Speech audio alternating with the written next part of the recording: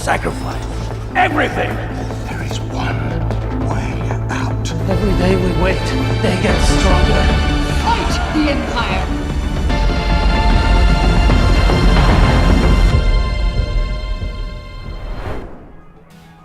Hello and welcome to the Andor Season 1 live Q&A. I'm your host, Ash Crossan, joined by the wonderful, incomparable Tony Gilroy. Thank you. Thank you for being here. Yes. In anticipation for Season 2, which is coming to Disney Plus on April 22nd, we're going to look back at Season 1, the moments that made us smile, laugh, cry, lots of tears, thank you for that, and then, of course, the moments that gave us so much hope. But that's not all. We're going to have a lot of fun. We're going to have some special guests along the way. Plus, you can ask questions for Tony and maybe some of our special guests. So start submitting them in the comments below. Get it going. We are almost here. We are almost at Season 2. We're looking back at Season 1. It's been some time. It's been some time. 5.5 years. How 2 years since. Yeah. So how are you feeling looking back at Season 1 now that we are kind of on the heels of Season 2?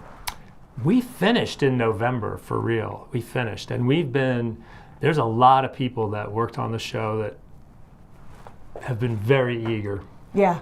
Everybody's and now that we're doing press and rolling out, so I'm in touch with everybody, and there's a great number of people that are very eager to have their work seen. So we're into it. We wanna get out there. Want to get out there. Well, I think one of those eager people might be joining us now. Our first guest is here, and you know and love her. We know and love her as Bix Colleen. The one and only Adria Arjona is joining us. Oh my God. Hello, how are you? Hello, Adria. How are you? I love your book collection. Look at you. Seriously. Thank you. I can't take credit for this. This is my father's. Oh, okay. I'm in my father's house, which is probably the worst place to do this. So hopefully you won't hear my family in the background. Well, hopefully they behave. It looks great. Well, thank you so much for being with us today. How excited are you to look back at Season 1 and knowing how close we are to Season 2 at this point? I can't wait. I'm probably the most eager. I called Tony many times. I'm like, when is the show going to come out? When is it going to come out? I'm just so excited for people to rewatch Season 1 and then watch Season 2. It is astonishing. Yes. Yeah, well, Mr. Tony. That's you, the master. Well, why don't we look back before we look ahead? We're going to jump into a clip. This is from Episode 1, Casa, and this is when Cassian visits Bix and needs a favor. The intro. Here we go. Let's take a look. What? Friend. I love that. The one I who love buys your that. secret friend. I mean, can you talk about what's kind of going on here? Because this is establishing. I was trying to remember, Adria, was this your audition scene? It was my audition scene. I think so, yeah. Could it be? Hard. Go ahead. The scene that you audition with, there's so much pressure. You're like, oh wait, the dynamics that you sort of have to change. But Diego really made the scene on set so fresh and alive for me. You know, I had already done it. There's a TAC Corvette coming in this week. I mean, and from our point of view, the show's point of view, I mean, this is, we want to introduce Ferrex and I want a woman who runs her own business, and I don't know if you remember, it's ion conversion nodes and components of great variety is the title of the store. And every one of these stores, every one of these salvage yards in Ferrex has its own business, and she's a boss, She's a boss, and she's taken over the family business, and she's got it all together, and here comes her roachy old boyfriend at his roachiest, right? I love the scene so much because it's probably one of the only times that you really see her strength. I mean, you see her strength as the season progresses, but that scene is so big. She's such a Phyrexian in that scene. And then from that moment on, things just start happening to her and happening to her and happening to her. So I hold that scene very dear to my heart. It might be one of my favorites. And it's the scene you audition with, and I always kind of ask people, like, what was your I'm in Star Wars moment? But you're in that scene. There's so much practicality around you. Did you feel that when you stepped onto that set? Oh, yeah. Yeah. We had one day of rehearsal in that space. And I remember, and thank God we had that one day of rehearsal. Because I feel like people don't realize we're really trying to play it cool when we're on those sets. Did just such an amazing job at creating these worlds and spaces for us that I was just touching every button. I was like a little kid in a playground. I couldn't focus. So I'm really happy we had that rehearsal. So then on the day, I sort of got all of that my Star Wars fan sort of out of the way, and I was able to really be in the world. But it's fascinating just to be in those spaces. Yeah, Tony, you kind of touched on it, but what was important for you to establish in that scene, given that they did have a history? We don't quite know what it is yet when they're introduced. Well, you're always looking for scenes to do as many things as they possibly can. This scene is doing a lot of work. It's an introduction scene in the relationship. It establishes all their prior history in a very quiet way. It establishes the MacGuffin of the show, which will be the Star Path unit that's going to go through. The whole saga. It establishes the economics on Ferrix. It just does many things. I do want to shout out, I think the scene for people who are students of directing, I think Toby Haynes really blocked that scene extraordinarily well. It's a tricky scene. It's a tricky scene to block, and you want to get the whole space, and you want to get your money's worth out of that set that we're never going to go back to. And you want to really meet and see these two people, and I think people who go back and watch it, who are people who are fans of directing, I think it's a really good study into what's really cool about Toby. Absolutely. Let's check out another scene. This one is from episode 3, Reckoning, and this is someone has ratted out Cassian, and Bix finds out it might be someone close to her. Let's have a look. There's a bunch of corpos looking for Cassian. Wilmot saw them. They're down at Martha's. Oh. What in the name of job has he done this time? Well, let's just talk about that Adria Arjona. All right? Yeah. Because this scene is a very vulnerable scene. It cannot work. I mean, the idea is very fragile. And a lot of discussion. Does he hear? Does he not hear? Where is he? She has to push this scene through. It's all on her. And this is masterful screen acting here right now. She makes this scene work. Look at her, and she's just gonna totally take over. And the moment he sags, it's a truth. Right. And this is actor helping writer to the maximum here. Yeah, he's fantastic here as well. Because, he's really good, James McArdle. Yeah, it's like I hate him. And he's, it's also cool for us that our first betrayal in a show that's about rebellion is really about love. Mm-hmm. Yeah. And sad, and it's a very sad. I mean, it's not hard to feel bad for Tim. Yeah. As much of a moke as he is. I was really nervous about that scene. That scene scared me a little bit, and again, I think the blocking sort of really helped, and the a million phone calls I did to Tony really helped. What was the phone call? I just call him all the time. I'm like, Tony, Okay.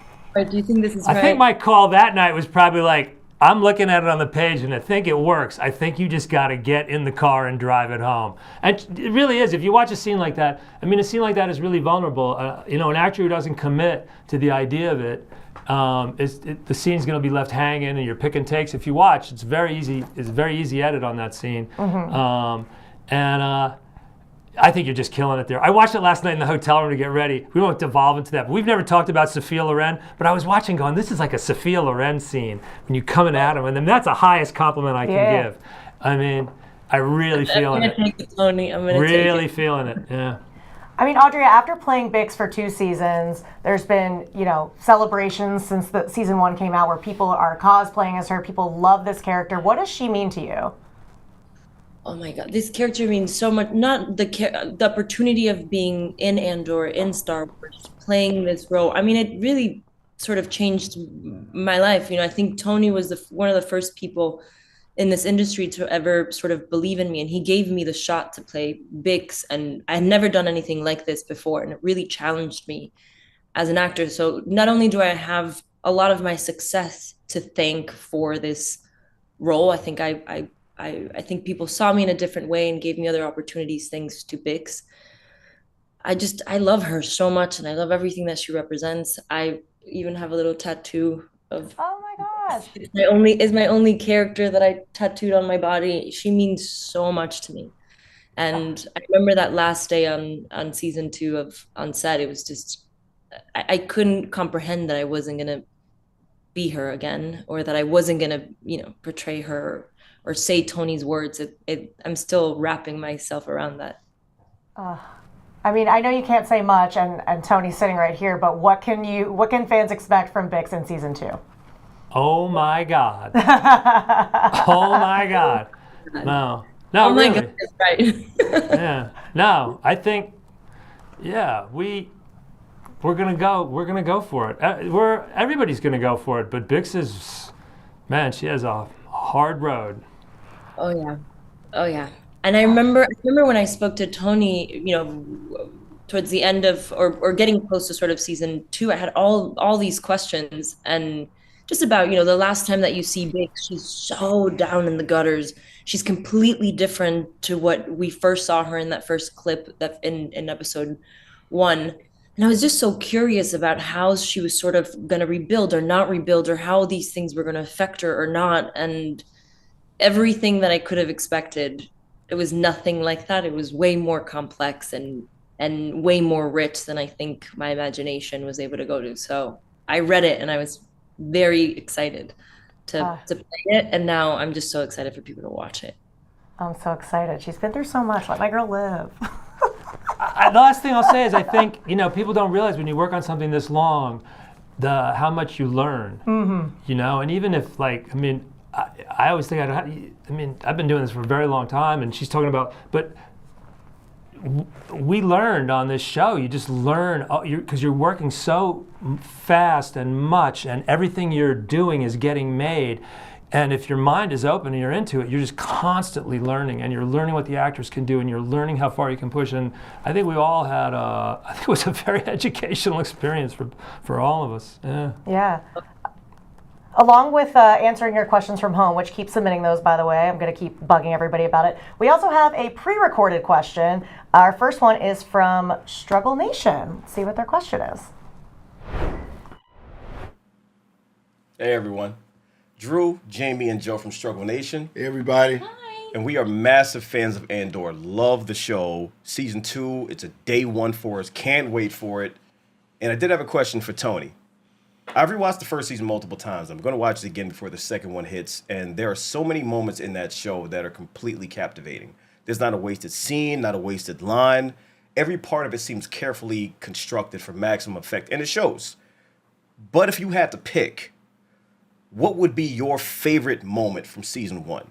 What scene or shot came out exactly how it was in your head when you envisioned it? Out of curiosity. Hello to Struggle Nation. And we'll be back. I'll be back with you guys soon enough. I'm going to go really weird here. I'm going to go very, very weird, because there's so many things I could choose. And by choosing so many things that are close to each other, I'm going to pick a scene that's a favorite of mine because it makes me feel comfortable when people are watching the show. If you make a movie or you're doing something, if you're a director or writer, when you're watching or screening, there's always a moment where you're like, God, if I can just get to that point, then I know everything will be okay. It's almost like if the actors remember their lines all the way through it. And there's always a scene, and the scene for me is in episode 1 when Cyril and Chief Hines are together. It's Kyle Solar and Rupert Vance to start.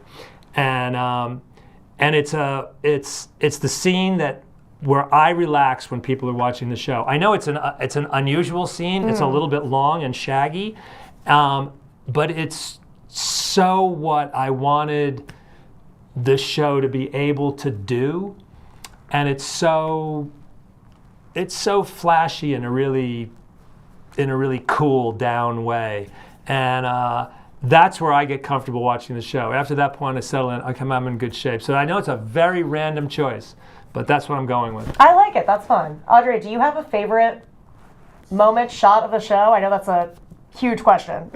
Oh, that's a really hard one, a very hard one to pick. I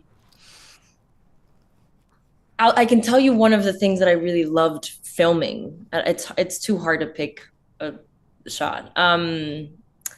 I think the torturing scene was one that I really enjoyed filming and digging into. That was probably one of my favorites. And that first scene from episode 1, those two are my favorite. I had to go with something with Bix because Tony didn't go with from Bix, so I picked. It would have been. I would have been kind of like. I would have looked like we set it up. No, I don't want to do that. Yeah. Well, Audrey, it has been such a pleasure having you. Tony, any we talk all the time, so I'll talk to you soon enough. Read some books, why don't you? Yeah, Actually, exactly.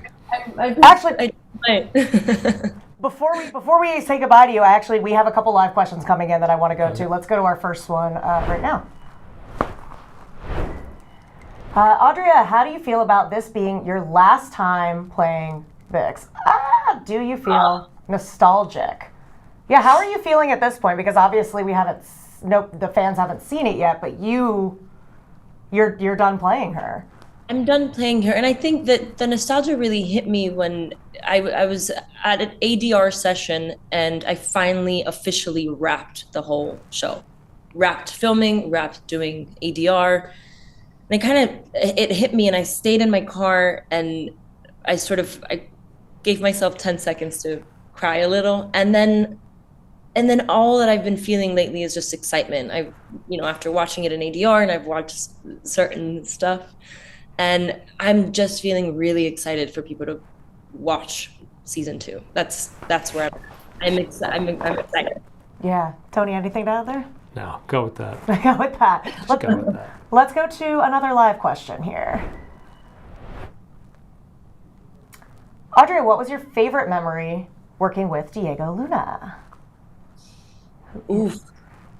That's another hard one, because I think Diego is one of the most generous actors that I've ever worked with. I think, you think a scene is going to go a certain way, it's written a certain way, and Diego just escalates it in such a beautiful way. I remember it was in season 2, and there was this really beautiful moment between these two sort of characters, and it was during the writer's strike, and as you can tell, I depend a lot on Mr. Tony Gilroy, and he just sort of stepped up and was the leader that we all needed during that show, while our main leader, we couldn't be in contact with Tony, and watching him just do that was probably one of my favorite moments. I love working with him. So anytime I get to do a scene with Diego, it's a good day. Do you have a favorite thing about seeing them work together? Yeah, but it's in season 2, and we can't really talk about it. I mean, the relationship in season, they have a lot of things to do in season 2. I mean, they were kept very far apart in season 1 through all the things that have happened. That won't be the case as we start season 2, and I think anybody who's invested in this relationship will really be rewarded by what's in season 2. Yeah, if you're into this relationship, yeah. I am. And what happened? I mean, a bunch of relationships. What happens to ordinary people and their love lives when they're engulfed by war? Right. Right. Let's go to. I think we have one more live question. Which character besides the one you play do you feel closest to, and why? That's a great question. Ooh. I think Marva. I think Bix loves Marva and sort of wants to be like her a little bit, and Marva is sort of Bix's hero in my head, just by sort of watching and reading. So I think I would say Marva. Marva. Yeah, I like that.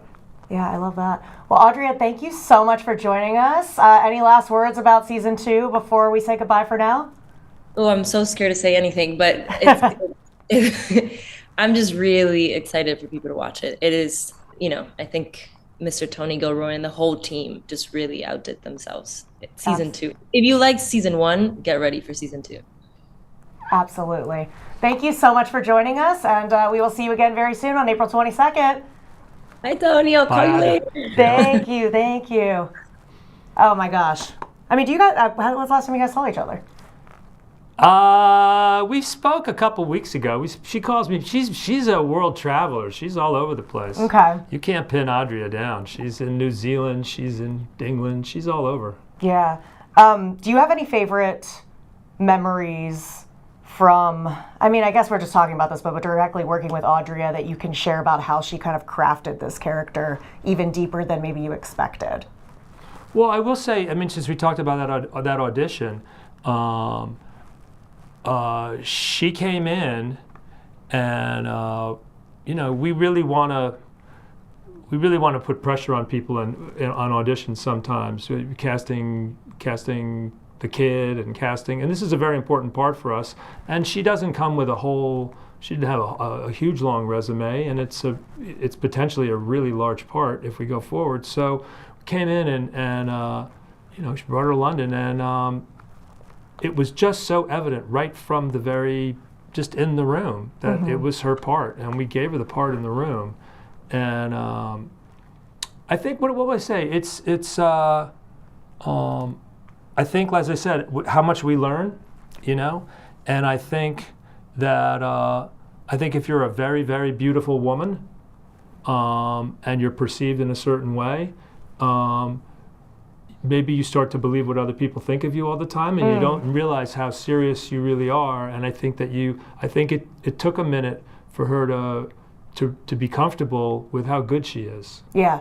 And I think it took some conversations of confidence to be like, man, you don't sweat this stuff now. Go be who you are and be what you are. And I think you could see that in the first season, her graduation into the actor that she is. Yeah. The second season is the delivery of all that but it's fascinating to watch people grow. Yeah, absolutely. Well, speaking of another powerhouse, we have another guest joining us, and she is one of my faves and also a fave of the forming rebellion. We have Mon Mothma herself, Genevieve O'Reilly. Hello, thank you for joining us. Hi, thanks for having me. Hello, Jen. Gosh. Hi. How has it been for you looking back at season 1? It's been a few years. We're going into season 2. How are you feeling? Yeah, I went back and watched a bit, and gosh, it's good. It's great to watch it again, having filmed season 2, and to go back. And I think it'll be a great thing for people to watch in the lead up to season 2. It lays so much. There's so much depth within it. And it enlightens season 2 for me, actually. I remember when it was announced that you were coming into Andor, being so excited, of course, that you're stepping back into this role. What has it been like for you playing Mon Mothma at so many different kind of steps and stages of her life, where you keep uncovering more and more about this person that was ultimately like very mysterious for us at the beginning when we first meet her? Yeah, and mysterious to me.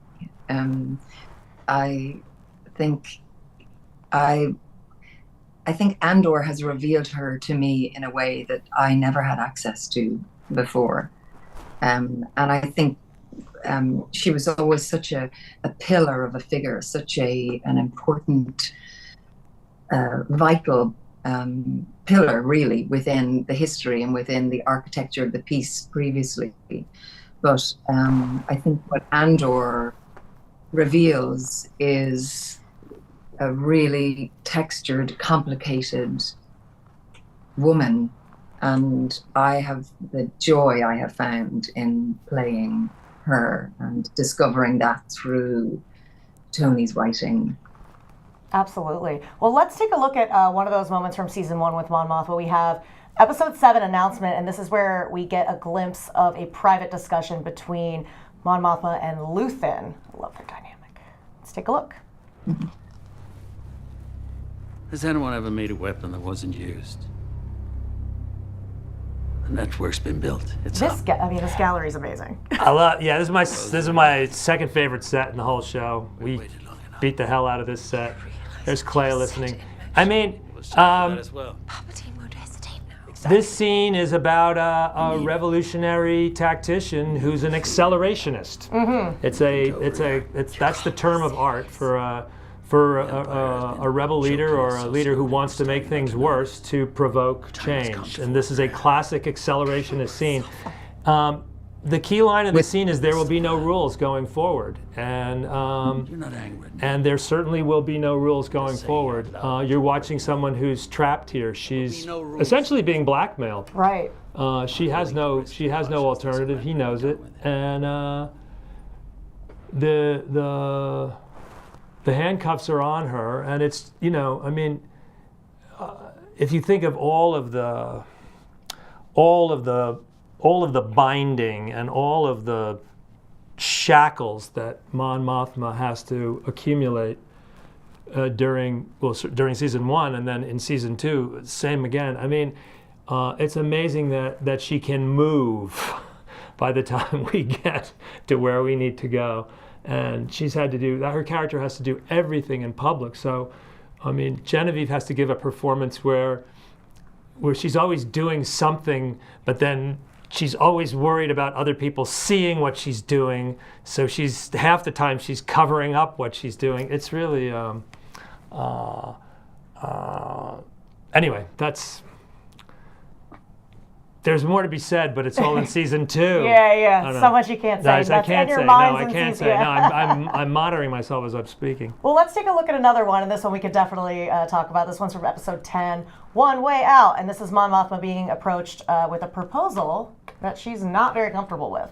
Let's check it out.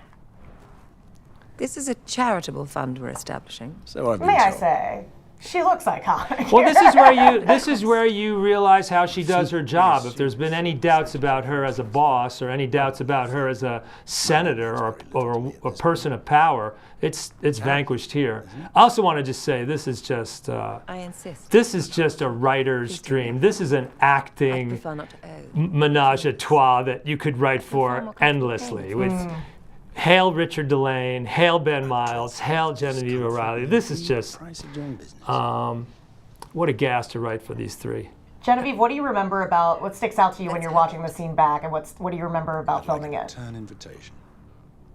I remember the excitement of getting the opportunity to film it. It's such a juicy scene. You really don't get that in television. The amount of pages, the amount of that's revealed, and kind of like what Tony was for, what you have to reveal and what you have to hide all at once is the trick. Right? That's my job at hand, and just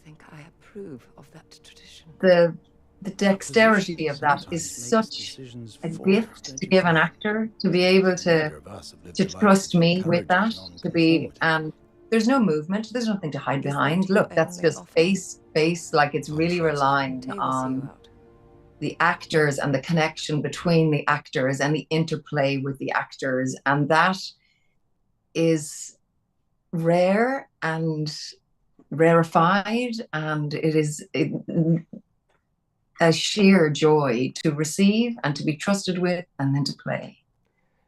I also got to say, that's an incredibly important scene carrying forward into season 2, number 1. That scene is, there's a lot of, and then also say, it's late in the show, and I'm being really greedy. Bringing in new guys. I'm bringing in, like, Zana, I'm bringing in another actor. I need another character. I need Gustavo Sculdum. And we have Richard. So all of a sudden, I'm not supposed to be doing this. I'm supposed to be trimming and staying in my lane, but it's like, wow, I really could use this guy, and it's so great. It's such a great idea, and let's do this thing.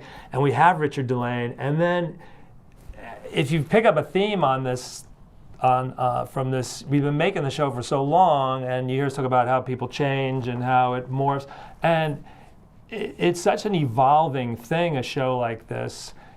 All of a sudden, that's a new color. That's having Richard there, and what we can do with Richard in the second season, what we can do with Ben Miles in the second season.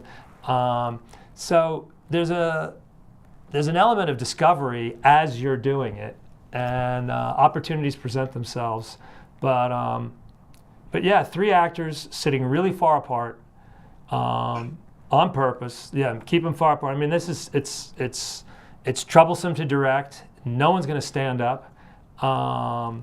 And we're going to hold your interest. Right. Like you're like, how is this going to work? And then it does because of them. And I will say, it's the idea in the middle of that is just. I remember the night when Beau Willimon, who called me up and goes, "What about the son and daughter?"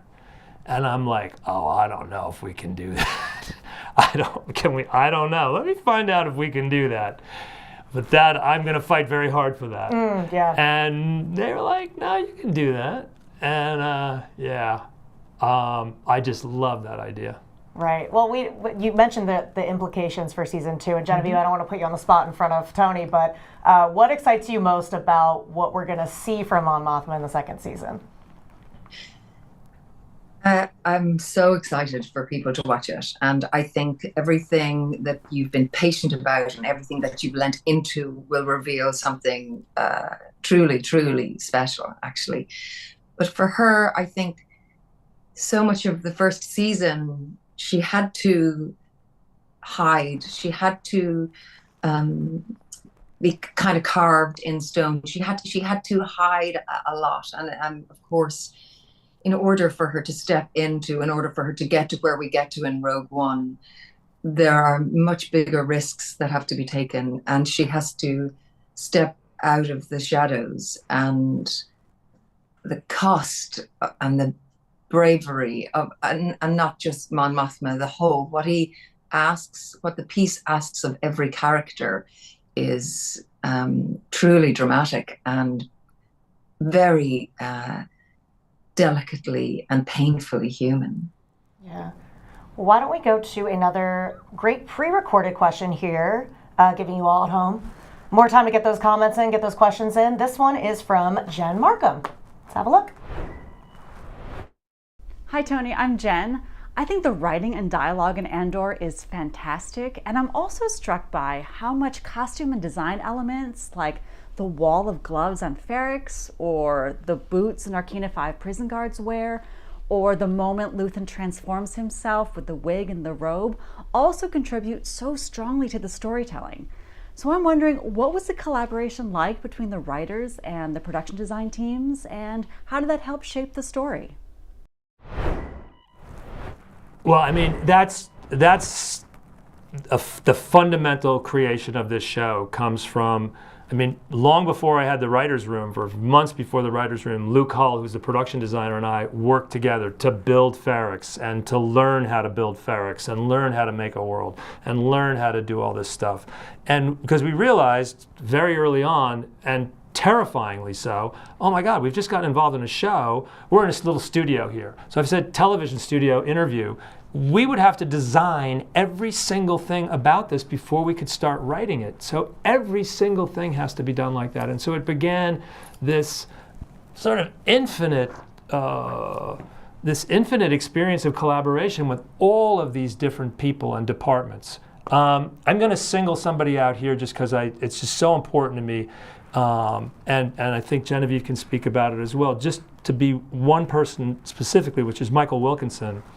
And Michael did not get much notice for season 1. I don't care who gets what for anything. I just want Michael. I don't know if there's a singular achievement, a career achievement like this, what he did with the costumes and wardrobe in this show, on the scale, with the variety, with the style, with the innovation, and one of the great beneficiaries of some super dynamite, super dynamite frocks. Yeah, Genevieve, do you want to wait till season 2? I know, but it's impossible to understand how he could surpass his artistry, but he has. It's breathtaking. Incredible. And it's like, a lot of times, like, there's like shows and movies where they show somebody at different stages of their life and they have the exact same like hair and it's like we really see Mon Mothma in different looks and stages of her life and where she's at in her like political. But you know what it's like if you're directing a movie, or you go in and there's all the mood boards and all this, and finally the designs come in and here's the clothes, and if it's a closed show and there's a lot of clothes on it, and it's like that is like the tiniest little corner of a space. We have thousands of people to dress in such an insane variety of ways to do, and they have to be delivered to set, and they have to be wearing that, and then at the same time we have to have innovative clothes to make new worlds, and then we have parties and fetes and all kinds of events where people really where we need to be couture, and like, okay, yeah, well, can you give me couture and then give me Ferrex, and can we have them back to back, and they're going to work Wednesday, Thursday? It's really cool what they pulled off. It's really cool. Hail, Michael. I also feel I have to shout out to Emma Scott, who edited our hair and makeup team. And those wigs that they created and curated for Mon Mothma are just pieces of genius. I'm not sure I've ever worn wigs. I've worn a lot of wigs in my life on stage, but they are a thing of beauty. And so yes, Luke, our production designer, Michael, our costume designer, and Emma Scott, our hair and makeup designer, they were working at just such an extraordinary level of detail and beauty, and it's all there to drink in season 2 on steroids. But it's the joy of collab. I mean, it's just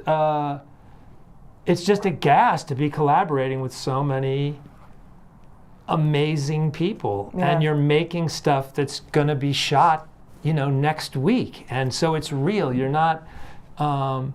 It's a maximal imaginative experience. Really was. I mean, I'm missing it now already. Yeah. While we're talking about it, so I'm going to end up crying on this show now. That's what's going to happen. I know. All right. Thank you, Jen, for that question. Why don't we go to a couple of these live questions we have coming in here? Let's see the first one. What was the most complicated or challenging part of the role of Mon Mothma for you in this season of Andor? Let's go season 1 and 2. I'm not sure which season we're referring to. Yeah, season 2 drives to some really important work, and I think all that we were working with, and with all the writing, with all those scenes. And I remember in season 1, I'm just remembering I'm talking to you, there's a scene with Take-Homa where she says, I'm not the Mon Mothma you think I am. So she kind of steps forward, and then where we go in season 2, what's revealed about the woman through the writing is very exciting. I think there's moments in there that people will be waiting for, they'll be hoping for, and yet it is, look, just her journey. I'm gonna start crying, Tony. I miss her so much, and I think it's just that this was the most extraordinary, special, uniquely, beautifully collaborative project, and beautifully said. Yeah. Let's go to another live question. Thank you for that question, by the way. It was great. Genevieve, how did you feel learning Mon married off her daughter for the rebellion? Well, she hasn't yet. She hasn't yet. In season 1, she hasn't yet. But it's just a meeting. It's just an introduction. Yeah. I mean, Tony spoke before about that conversation with Bo saying, "Can we do this? Can we do this?" And I remember reading that episode in episode 10, going, "We can't do this. We can't do this. Please no." No, I remember you called me. I remember when you called me, you're like, "Are we really?" Oh yeah, we're doing this. There's depth there. Yeah, I mean, I don't know. We can be sneaky, but it's looking like there might be a wedding. Yeah. Looking that way, appearing that way. Wedding. If you could write a wedding, you'd want to write a wedding, wouldn't you? That's a good point. That makes me nervous. Okay, let's go to another live question here. Potentially, there we go. How does Mon's relationship with her daughter affect her character this season? Again, is that season 1 or season 2? Well, Well, let's stay with season 1. Yeah, we're talking about season 1. We're in the season 1 chat. It was lovely I remember it being revealed to me through the writing. It was lovely to find out that she had a daughter, that she had a family, that she had the intricate complexities of that family. The fact that her mom, who has herself escaped through her work and her life, escaped an orthodoxy, to learn that her daughter then leans into that orthodoxy, that is her choice. Those intergenerational complications or complexities. The relationship with Perrin, the fact that, you have a husband who's allied to the Empire, with Mon working within Empire, funding resistance. That was all it was so revelatory, and it was such a joy to play and to wrestle with and to feel. And like we said before, she's quite constructed because she can't give too much away. But the idea that we went into her home, that we could see a home life, was it really opened her up, and it's such a good platform to work into season 2 and where we go, understanding the woman and all that she has to hold at home. Yeah. And anybody who is into the Leda Mon Mothma relationship, there's some more fun for them in the future. Yes, exactly. There we go. Well, and just on that note, like, what has it been like for you, this character that we really knew so little about, to now have so much depth, but also have the fans embrace her so much? You go to the conventions, people are dressed as Mon Mothma, people come up to you. I mean, what has that meant to you over the last however many years? Do you know what? I think Tony will understand when I say that I was a little bit nervous. I was a little bit nervous if people would kind of embrace this version of Mon Mothma, because it is different. And, Tony really took risks in writing her like that. And so, and I'm going to try not to get emotional, because I am so grateful that people hopped on this with us, that people really embraced it and embraced this version of Mon Mothma, this fractured woman. And I love her deeply. It's quite interesting, and I don't really know how I'm going to let her go. So I'm so thankful to the fans for coming with us. And there's so much that I think you're going to love in season 2. So thank you. That's so beautiful. You're getting me now. We're not supposed to be crying on the stream, I'm not crying guys. now, no. That's so wonderful. No, I'm over it. He's over it. No, I'm over it. Well, Genevieve, thank you so much for joining us. It's been such a pleasure having you and chatting with you, and we cannot wait to see more of Mon Mothma's story in season 2. But we'll say goodbye for now. Bye, Jen. Thank you. Bye. Thank you so much. Oh, that character. I mean. I know. That woman. I love her. Our final guest has arrived. Can you believe we're already to the final guest? I know, but I'm excited about this because I haven't seen this guy in a while. Well, he's straight from escaping Narkina 5 and ready to fight. We are joined by Melshi himself, Duncan. Mr. Duncan, pal. Hey, how are Duncan? How you doing? All right. Good, man. I'm gonna. Oh, there's a I got a surprise for you. I'm gonna just take this off without making just noise on my microphone. Quick wardrobe change. Yeah, no, for the stream. I have my Narkina 5 swim team T-shirt on for today, brother. All right. Oh yeah. So, huh? Yeah. Good to see you. What do you think of that? Amazing. I want to know where I can get one. Yeah. Click away. Exactly. A click away. Duncan, good to see you. How exciting has it been for you to add to Melshi's story from Rogue One with Andor Season 1? It's probably the biggest thing I think in my career that ever happened to me. You know, it was I've said it many times, and it's such a cliche, but to say it was a dream come true to actually go and visit his whole story, how he met Cassian, and take him from there all the way through to Rogue One, which is where I started. For me was, yeah, it was a dream. Yeah, what excited you most about, like, you get the call, like, hey, we got an idea for you. What excited you most about expanding Melshi's story? Being asked to do it, I think, was the thing that excited me the most. Tony gave me a call, I think, just before I was about to travel to go and see some friends in another country, and then COVID happened. So I had this huge burst of excitement that I was going to be doing this amazing thing, and by the time I came back, we had to put it off for a little bit longer. But so I had a long time to be excited, which turned into nerves, and then eventually when we came to do it, it was everything I had wished for, really. Oh, that's awesome. Okay, why don't we check out a clip with Melshi and Cassian. So this is from episode 11, Daughter of Ferrix. They've just escaped from Narkina 5, but find themselves in yet another pickle. Let's take a look. It looks like it's just these two. They didn't walk here.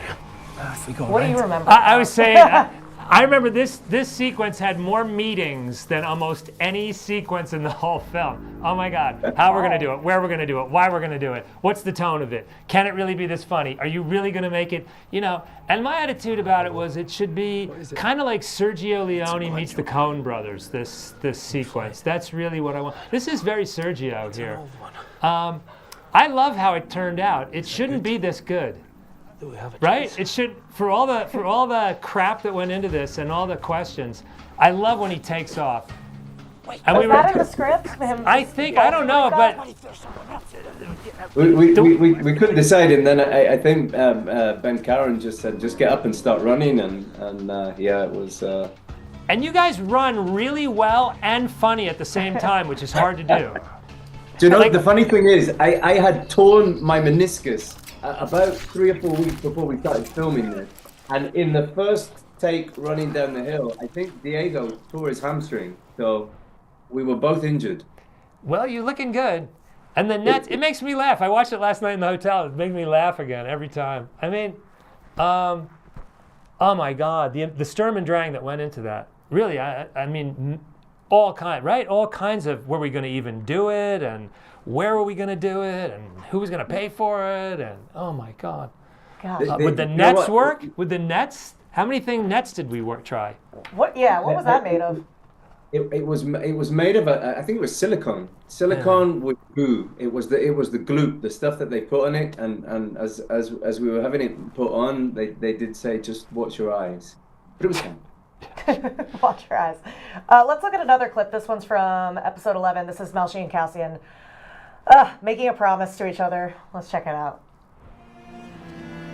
You got through? It's okay? I mean... Well, this is acting. I mean, this is two really, really strong actors in a scene that's just, the musket is really packed here. And Ben Karen and Damien are finding a way to call back the end of Rogue One in ways I had never anticipated. It wasn't in the script that way. This is, even the way they put the horizon line. It's just us. I mean, what Duncan's doing here, what Diego's doing here, it's just, I remember watching the dailies. Because I would watch dailies at 5 o'clock in the morning and getting up and having a cup of coffee and watching this and going, oh my God. And I know they're freezing cold. It's very cold. And there's a lot of blown takes here, but these takes that are in here, you're just going, it's what you dream about when you write about something. Can it be this heartbreaking? Yeah, you had a nice little 5 a.m. cry there. Yeah, man. Yeah, I mean, you know. It's the balance too. Like there's so much uncertainty. That's sad. There's like goodbye. There's hope at the same time. Like we said before, this scene has a lot to do with what's coming in season 2. Okay.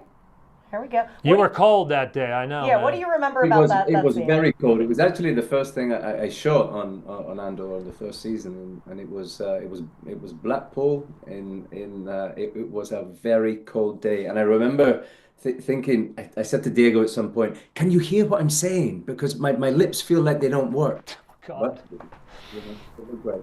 I know that feeling. We saw a glimpse of Melshi in the trailer for season 2, and you teased also that there will be some implications from this scene. So what can we expect next season? Just putting you on the spot in front of Tony here. What to expect? Yeah. Listen, you'll have to wait and see. Okay. You'll have to wait and see. For me, I think season 2 was, for me personally, was a joining up of a journey that I started in 2016 and finished in 2023, and it's I can't wait to see it. And I'm sure if you're a fan, if you've seen season 1, if you're watching for the first time, for me you'll be blown away by the journey that they take. Absolutely. And your dynamic with Diego is amazing. What can you just share about that experience of working with him and collaborating on your relationship as characters?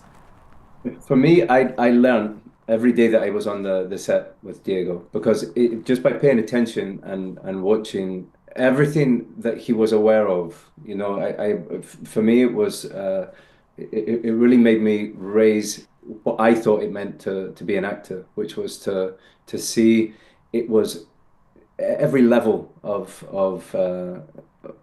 not just performance, but where to put ourselves, and as well what he gives Diego when you're working with him is for someone like me to come and work with him. It was a gift.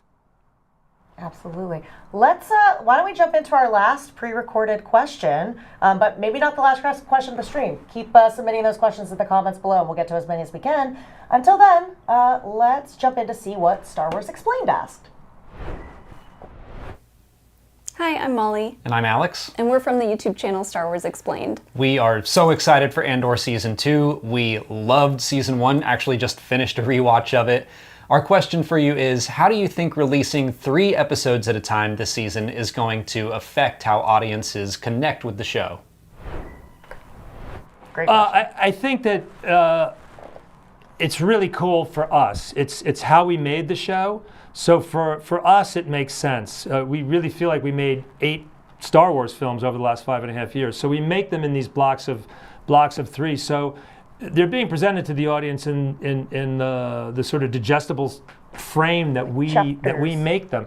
I feel really sorry for all the podcasters. We've talked about this before, because it's like now they gotta it's gonna complicate some people's lives. But I'm assuming that if other people are like I am, and I watch things as randomly as anybody else does. So I mean, it offers the opportunity to watch any way you want. Mm-hmm. But if you want the movie and you want the whole block and you want to eat it all at once, it's there for you. Yeah, Tony, I'm sweating about my coverage plans. I know, I gotta tell you. Sorry. But we love it. We love it. Okay, let's go to a few live questions here. I think we got one coming in. How did you approach playing a younger Melshi, given that he's so different to where we first saw him in Rogue One? I believe that's one for you, Duncan. Yes. So, well, it was Tony, when we first had the phone call, gave me so much information about who Melshi was, and that really gave me an idea of the backstory from where he was to where he went to. Also, I think it helped that I had hair, which makes me always look a little bit younger. So I put it down to the planning of the hair and makeup, and Tony's writing and his information that he gave me before I went to Excellent. All right, let's go to another one. Live questions. Do you have a theory on why Melshi got put into... Oh, I love this one. Got put into the Narkina 5 prison by the Empire. Sounds like at this point in time it could have been literally anything. I don't know. Why is he... What's he in for? I think, well, the thing I think with Melshi is he's someone that doesn't follow the rules. He doesn't like being told what to do, and he's not a great believer in, for me anyway, the way that I felt him was this idea of the Empire and the way in which everything for him was a refusal to believe what it is that he's told. And so whatever circumstance made him in a situation where someone told him to be or do or say something that he disagreed with, I would imagine would have ended him up in Narkina 5. It was convicted of skepticism. Okay. He's got a do you know what it is? Do you like? No, I've been convicted of skepticism Well, before, yeah. so I understand. Yeah. No, but. All right, let's go to another one. That was a great question. I love it. Duncan, how intense are the scenes in Narkina 5? I mean, there's so much too that has to be conveyed with like just a look. I was thinking about that. Yeah, how intense were those scenes? Those scenes were probably the most intense 7 weeks I've ever done on anything that I've ever worked on, because we were in the sets themselves were so claustrophobic, and they were the tunnels that we were in, and the fact that you have 100 men in these tunnels with no shoes on, it was an overwhelming environment, and because we were in there with the lights and for the 7 weeks, it felt like being in prison. So the intensity sort of ramped up as we went. In the beginning, when you go in and you see the sets and you see the design and you see everything that the team had built, it was a novelty. But then after about a week or two, it really started to weigh on us. It was oppressive, for sure. I mean, no shoes, huh? In August. No shoes in August. I mean, it's so... In Pinewood. I was thinking about, we were talking before this at was it Celebration last year, that everyone was dressed in there was a bunch of people dressed in the Narkina 5 and the One Way Out. It's amazing. It's amazing. There's no fragrance called Narkina. I don't think anybody's going to come out with a perfume called Narkina. I don't think it would. It doesn't sound like it would smell very good. I don't know. Duncan would know. Well, it's not something I would want to go back to. It's forever. Yeah, that's Narkina. Yeah, it's forever. Duncan, it has been such a pleasure having you on the stream. Any last final thoughts before we let you go?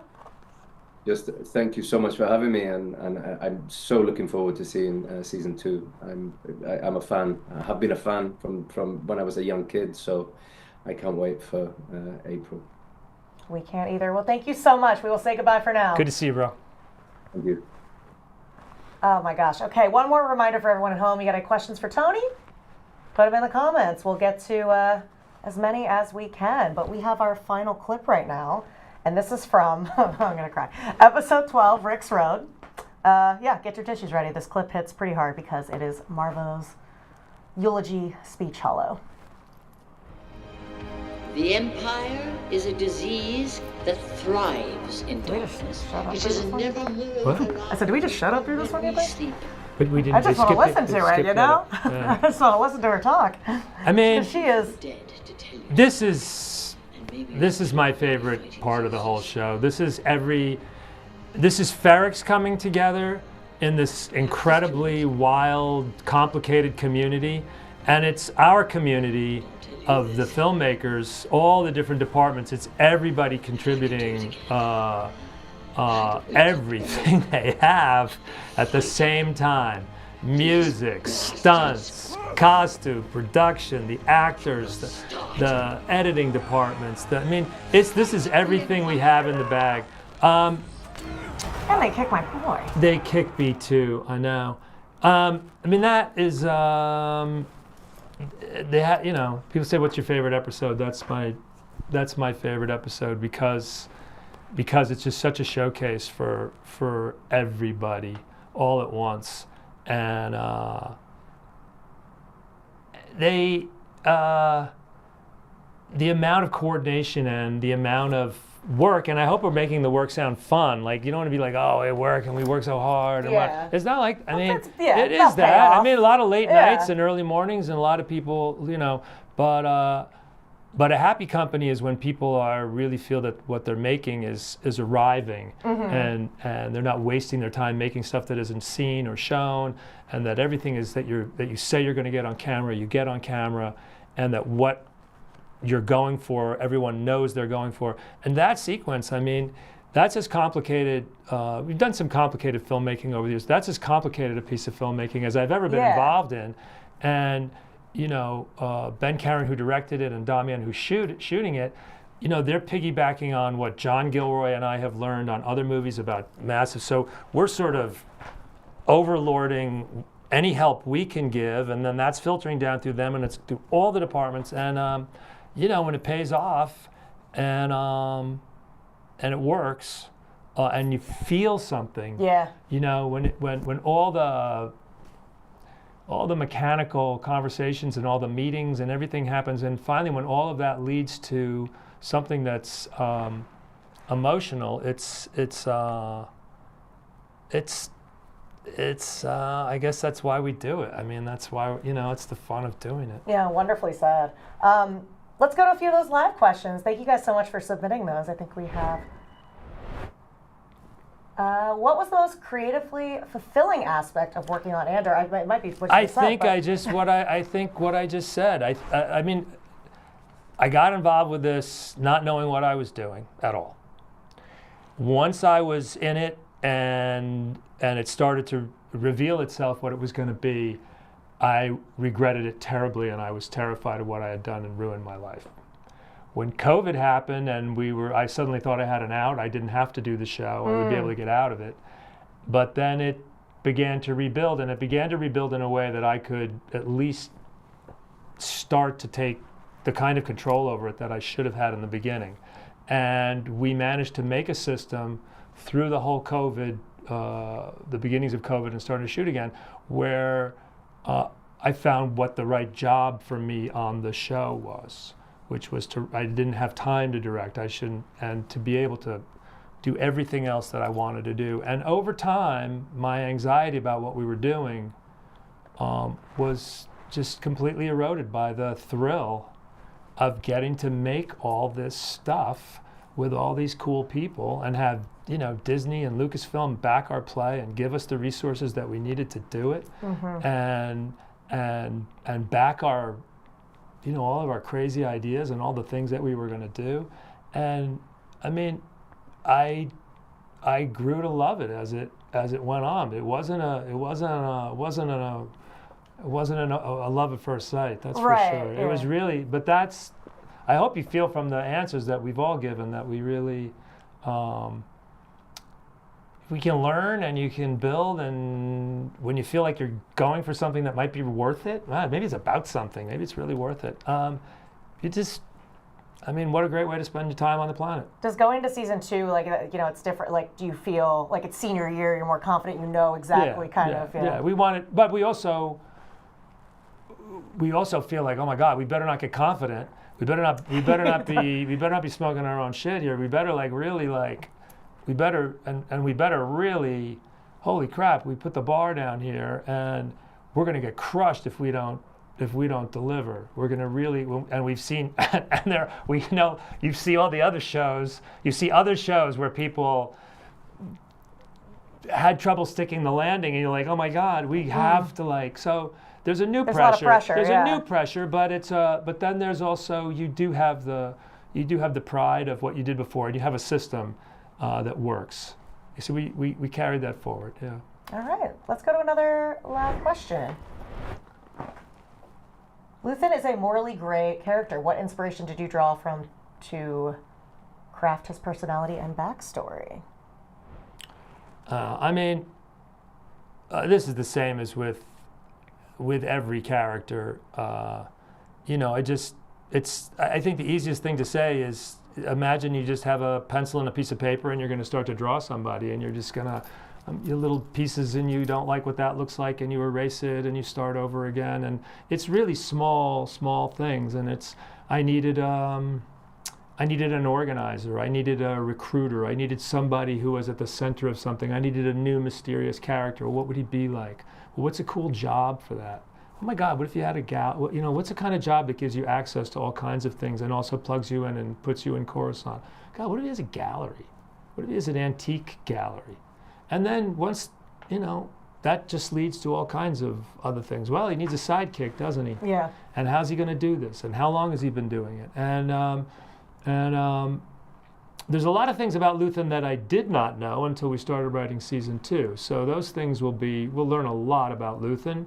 who he was before, but we'll also, in season 2, you're going to see a guy who built a startup company in his garage, and in Aldani he goes public, and it's going to be the stress of how do you take your little revolution and all the work you've done for 15 years, how do you go public with that, and how do you go large? Okay. And that's really the stress. So we're going to watch him under a great deal of stress. He stresses me out, so there you go. I think we have one more final live question here.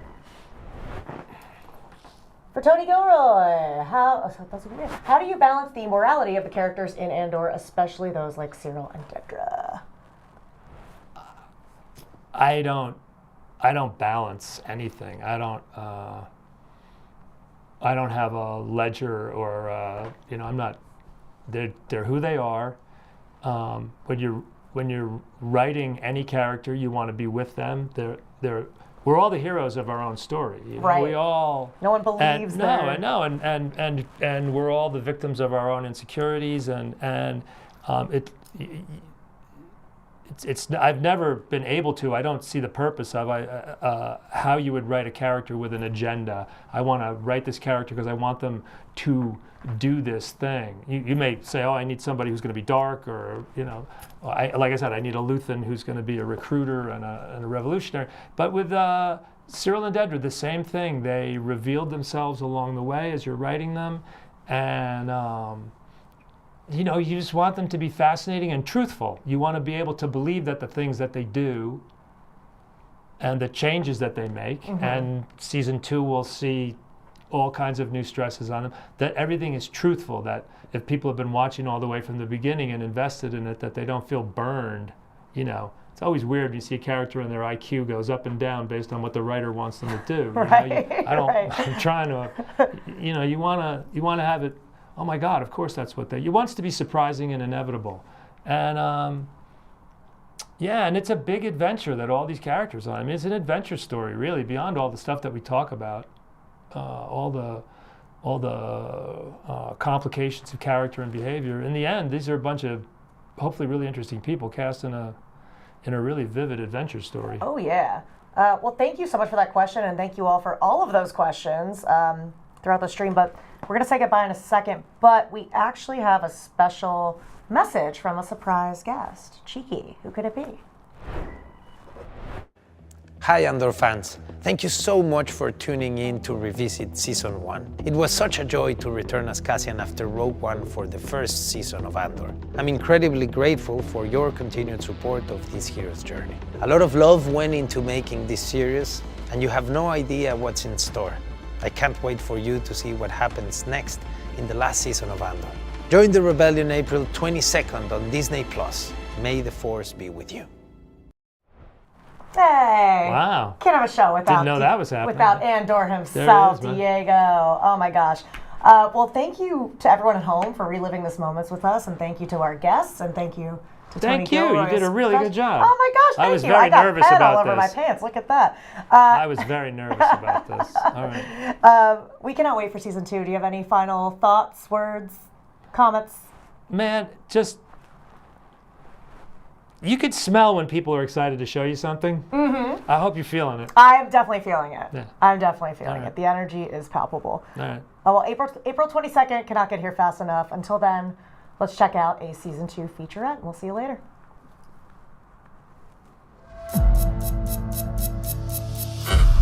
Emergency broadcast. If you can hear me. We are not who we were when we started. Imperial ships are already landing.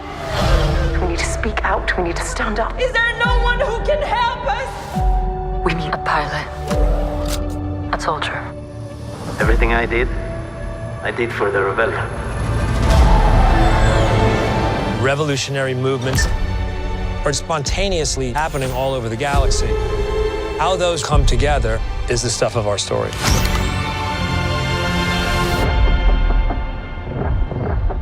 If season 1 laid the track, then season 2 is the juggernaut. The Empire cannot win. Well, they haven't won yet. We're building a real army. The rebellion's everywhere now. Galaxy of opportunities. The insurgents have weapons at this point. We're counting on it. These 12 episodes are going to take us over the next 4 years into Rogue One. The complexity of the show, the possibilities of the show. It has to be all in. Nobody's allowed in here. You're thinking like a thief.